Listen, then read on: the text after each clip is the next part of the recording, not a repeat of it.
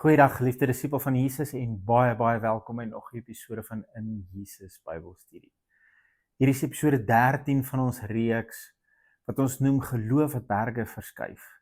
En ons wil uitvind in hierdie reeks, hoe werk dit? Jesus het vir ons kom sê, as ons in hom glo, sal ons vir ons berg kan sê skuif en hy sal skuif. En hy sê nie sommige berge nie, hy sê nie meeste nie, hy sê nie helfte nie, hy sê net, as ons vir ons berg sê om te skuif in geloof, sal hy skuif.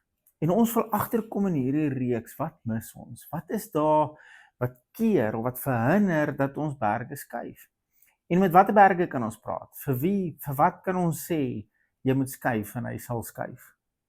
En kom ons begin net weer by ons teks, dat ons nie die mekaar raak met waarmee ons besig nie, en dat ons nie dink, ons is besig om goed het ons duim uit te suig nie, maar dat hierdie is skrif, hierdie is woord, hierdie is gefondeer op dit wat Jesus gesê het.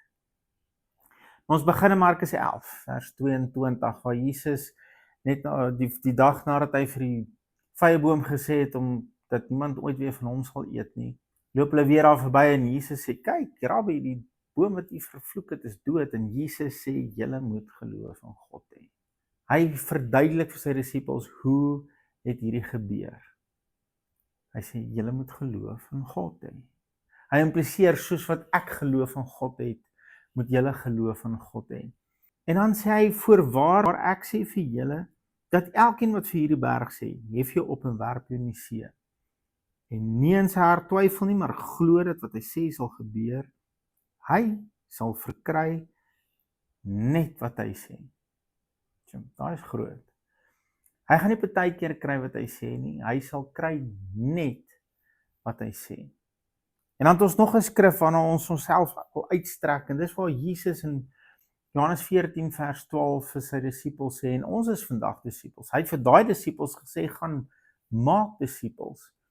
En dis die hele kruks en dryf van my bediening, is om jou te help om 'n disipel te word. En wat is 'n disipel? In my oë, 'n disipel van Jesus is iemand wat hom kan dupliseer. Hy het sy disippels 3,5 jaar min of meer by hom gehad, en hy was die heeltyd besig om hulle te leer, hoe doen hy dinge, hoe genees hy, hoe hoor hy by die Vader, hoe doen hy wat die Vader vir hom sê om te doen, en hy sê dan vir hulle in Matteus 28, gemaak julle disippels so, en gaan leer hulle alles wat ek vir julle geleer het.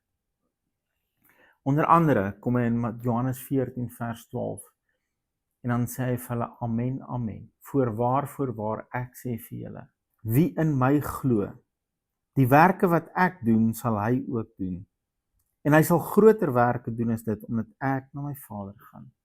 Hoekom sal ons kan doen wat hy gedoen het? Want hy sê, ek gaan na my Vader gaan. Wat het dit nou met die prys van eiers te doen? Want as Jesus opgaan na die Vader, kan hy sy Heilige Gees stuur, sodat elkeen kan gaan doen wat hy gedoen het, soos wat hy dit gedoen het. Hierdie goed maak my so opgewonde. Omdat Jesus vandag by die Vader is, het ons die Heilige Gees. Omdat ons die Heilige Gees het, kan ek doen wat hy gedoen het, kan jy doen wat hy gedoen het, want ons het dieselfde Gees. Dis dieselfde Gees, sê die woord vir ons, wat Jesus uit die dood het opgewek het, leef in my, leef in jou, en daai Gees kan doen wat Jesus gedoen het, want dit is deur dieselfde Gees. Jy het nie 'n baba gees nie, jy het nie 'n klein gees nie, jy het nie 10, 20 of 30% van die Gees nie, jy het die volheid van die Godheid in jou. Jy kan doen wat die eersgebore seun gedoen het. Jy kan hom dupliseer, dis wat dit beteken om 'n disipel te wees. En net sodat ons nie verward raak nie, ek wil net vandag vir ons wys, wat het Jesus gesê, wat het hy gedoen? Het hy net 'n goeie morele lewe gelei? Of is daar iets anders wat hy sê ons kan doen wat hy gedoen het? Blaai saam met my na Matteus 11 toe.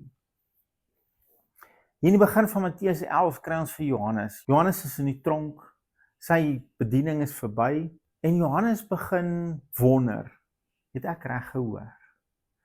Hy begin twyfel oor dit wat hy sekerheid in sy hart gehad het op 'n stadium. Jy weet, onthou Johannes was by die Jordaan, en toe hy vir Jesus sien aankom, toe sê hy, daar is die lam van God, wat die sondes van hierdie wêreld kom wegneem. Hy was oortuig, daai is die Messias. Hy het nog vir Jesus gesê, ek is nie waardig om u te doop nie, ek is nie waardig om selfs u skoene los te maak nie. Hy was ten volle oortuig, dis die Messias. Maar hier sit hy in die tronk en dinge het nou nie uitgewerk soos wat hy gedink het, dit sal uitwerk nie. En Johannes is onseker. En hy stuur disippels na Jesus toe om net te bevestig, is u die een? En kom ons begin kyk hier van vers 2 af van Matteus 11. En Johannes het in die gevangenis gehoor van die werke van Christus en 2 van sy disippels gestuur en vir hom gesê, is u die een wat sou kom of moet ons 'n ander een verwag? En kyk nou, wat is Jesus se antwoord?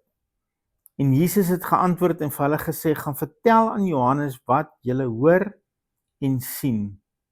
Ek rook nie, ek drink nie, ek vloek nie, en ek kyk ook nie porn nie. Nee, dis nie wat hier staan nie. Dis nie wat Jesus sê, dit is my getuienis, gaan sê vir Johannes wat julle in my sien, ek leef hierdie hoë morele lewe. O geliefde, moet my asseblief nie verkeerd verstaan nie. Ek sê nie daar's fout met 'n hoë morele lewe nie. Ons moet absoluut daarna streef om 'n lewe te leef wat hom reflekteer. Dit moet een van die goed wees waarna ons ons uitstrek en wat ons begeer en waarna ons streef om uit te leef, is om hom te reflekteer ook in ons morele lewe. Hy verwys nie na sy morele lewe om vir Johannes die bevestiging te gee, ek is die Messias nie. Kyk wat sê hy in vers 5. Ek gaan net weer die helfte van vers 4 begin. Hy sê, gaan vertel aan Johannes wat julle hoor en sien. Blinde sien, krepeles loop, melaatses word gereinig, dowes hoor, dooies word opgewek en aan armes word die evangelie verkondig. Dit is my nogal interessant dat die verkondiging van die evangelie is die laaste op sy punt. Hy sê, maar as jy wil weet, ek is die Messias, kyk na wat ek doen. Blinde sien, dowes hoor, melaatses word genees, dooies word opgewek. Geliefde van Jesus, ek is op 'n plek wat ek wil hê as mense na ons as disippels kyk, as mense na my bediening kyk, as mense na jou kyk en hulle wil weet, is jy 'n disipel, moet ek en jy kan sê, wel, ek hoef jou nie te oortuig nie, gaan kyk wat doen ek.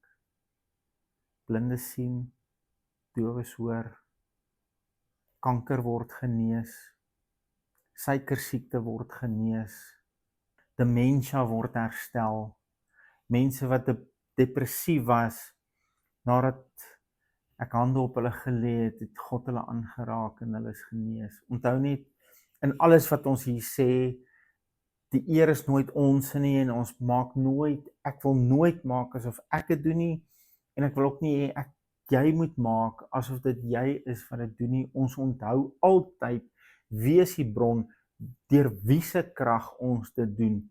Maar om vir mense te kan sê, ek dink ons is op 'n plek in ons samelewing waar as ons vir mense wil kan sê, ons is disippels, moet ons vir hulle kan wys wat ons doen. Dit gaan nie meer help, ons sê vir mense, nee, ek gaan AGS toe, of nee, ek is in die NG Kerk. Watter kerk? Maak nie saak nie. Of jy opgehou rook het of opgehou drink het, beïndruk niemand nie. Sien blindes weer, hoor dowes weer, word kanker nog genees. Dit is die krisis waarmee mense sit. Die kerk is deurtrek met mense met suikersiekte, met dementia, met depressie. Kan jy jou indink, mense in die kerk met depressie, en ek het nie vandag enige iets teen enige iemand wat ly aan depressie nie, ek wil vir jou sê, daar's hoop. Jou Here Jesus het gekom om vir jou hoop te gee, dat jy kan verlos word daarvan. Hy sê, as jy in Johannes 8, vers 31 en 32, dan sê hy, as jy in my woord bly, sal jy my disipel wees. En as jy in my woord bly, sal jy die waarheid ken, en die waarheid van hierdie woord sal jou vrymaak. Vrymaak van enige verslawing, enige depressie, enige siekte. Geliefde, ek wil hê ek en jy moet op 'n plek kom waar ons nie vir mense sê, kyk hoe mooi leef ek nie. Maar kyk na die string mense hier agter my, wat God deur my bediening gesond gemaak het. En elkeen van ons het 'n bediening. Myne het dalk 'n naam en 'n titel en 'n logo. Maar ek het 'n spesifieke funksie in hierdie liggaam, maar ek en jy is deel van dieselfde liggaam. En deur hierdie liggaam wil God in hierdie laaste dae dat die wêreld kan sien wie is sy seuns. Ek en jy. En sy seuns kan blindes laat sien, dowes laat hoor, kanker laat uitval, depressie laat verdwyn, demensie laat genees. Noem dit op. Ons het daai krag in ons. Here, dankie vir u woord. Dankie dat u woord waarheid is en dat u woord vandag met die aanhoor van hierdie boodskap iemand vrymaak. Dat u waarheid vandag iemand genees en vrymaak. Ek spreek dit. Ek verklaar dit op grond van u gees, van u waarheid en wie u is.